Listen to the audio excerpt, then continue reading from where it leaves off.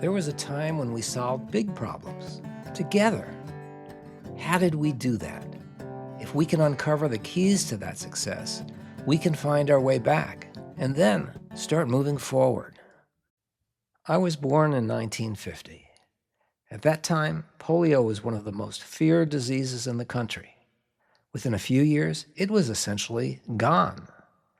Not long after that, we built the interstate highway system. From Canada to Mexico on safe, multi-lane, divided highways without a single stoplight. And then, we shall send to the moon 240,000 miles away from the control station in Houston, a giant rocket more than 300 feet tall. We took on big, complicated technical challenges. We also took on big, complicated moral challenges. Their cause must be our cause too. Because it's not just Negroes, but really it's all of us who must overcome the crippling legacy of bigotry and injustice. And we shall overcome.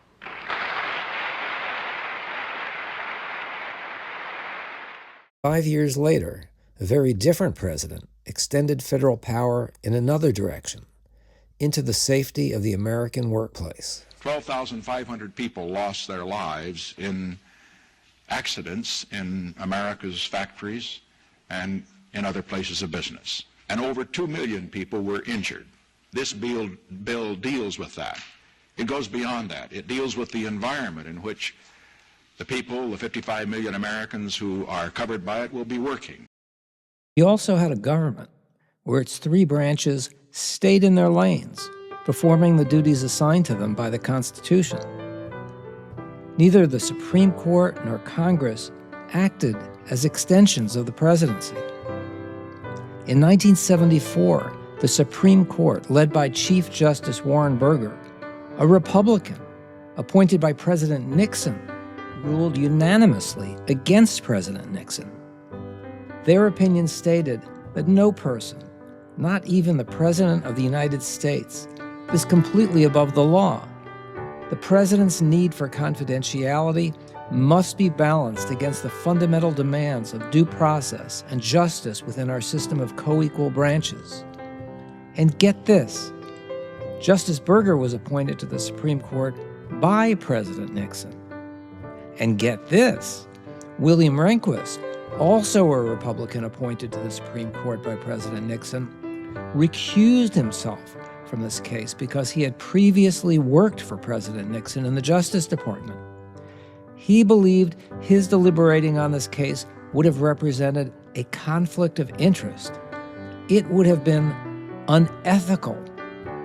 Oh, give me those good old days again, where ethics mattered on both sides of the aisle. In my version of a great America, we cared about protecting the natural world. We cared about working people. And we cared about people who lived beyond our borders, who had less than we did.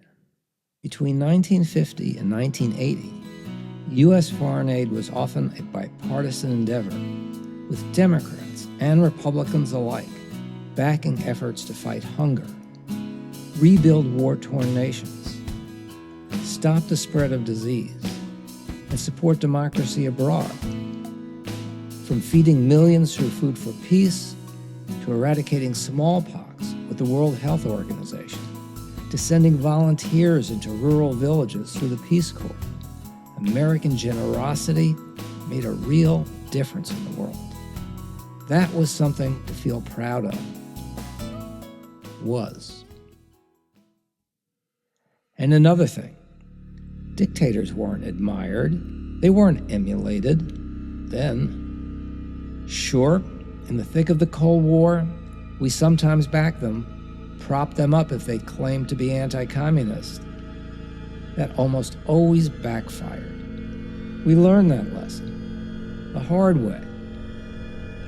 But on our better days, we ganged up on dictators with our friends, together, we built defenses of every kind around the bad actors of the world by creating military alliances like NATO, designed not to attack, but to deter our enemies. Remember those guys? Enemies? Aggressive countries led by dictators that would attack their neighbors if they thought they could get away with it. We learned this the hard way from World War II. Remember Neville Chamberlain? The Brit who thought Adolf Hitler could be appeased by giving him a piece of Czechoslovakia that was German-speaking. That didn't go well, did it? Which bears his name upon it as well as mine. We regard the agreement signed last night and the Anglo-German naval agreement as symbolic of the desire of our two peoples never to go to war with one another again.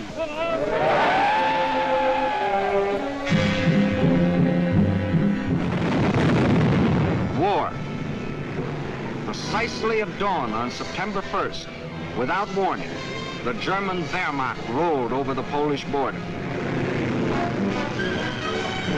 Before the invasion was 30 minutes old, the planes of the Luftwaffe were over Poland, wiping out the Polish Air Force, most of it caught flat-footed on the ground.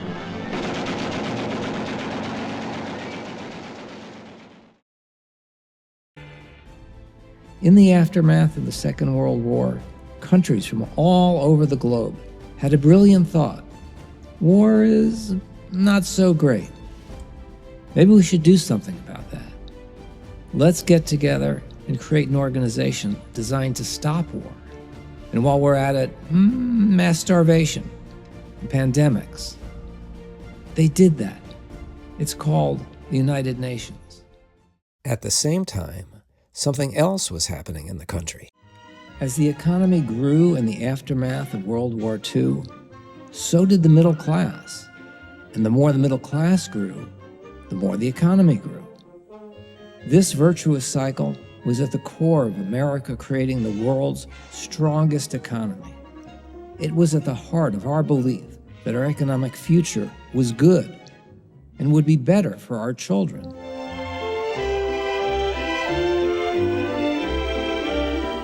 Women and men alike are increasingly interested in the look of things. They eagerly give their attention to what's new and beautiful and advanced.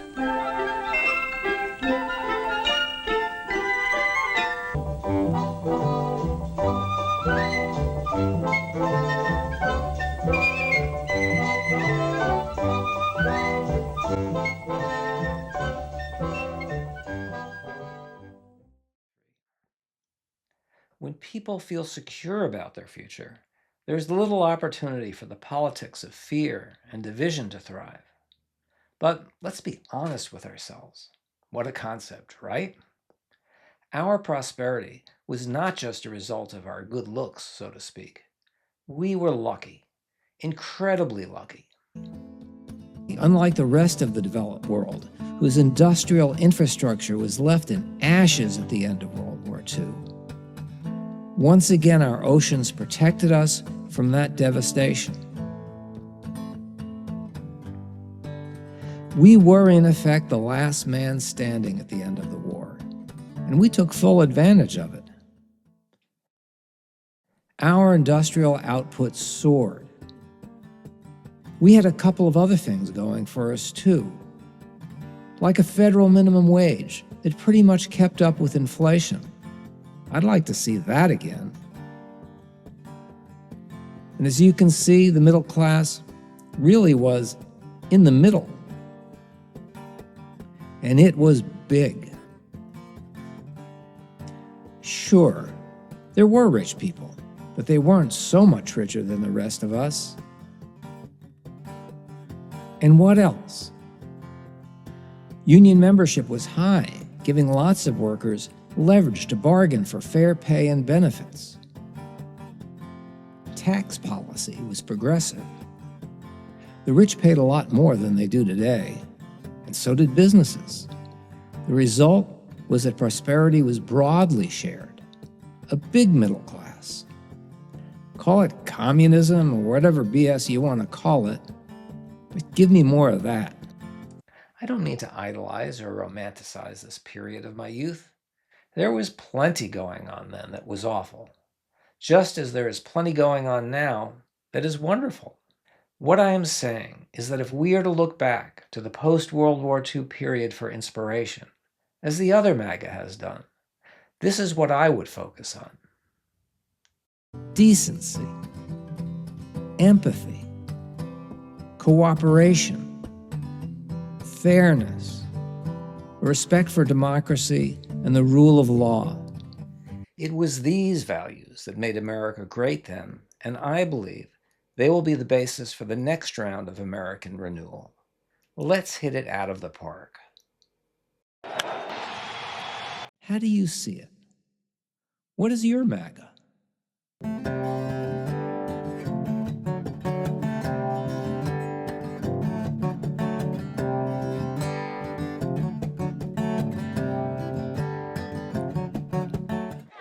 Now is the time to make real the promises of democracy. Now is the time to rise from the dark and desolate valley of segregation to the sunlit path of racial justice. 1963 is not an end, but a beginning. I've said repeatedly in this campaign that the president is my opponent, not my enemy, and I wish him well, and I pledge my support in whatever advances the cause of a better America, because that's what the race was about in the first place, a better America as we go into the next century.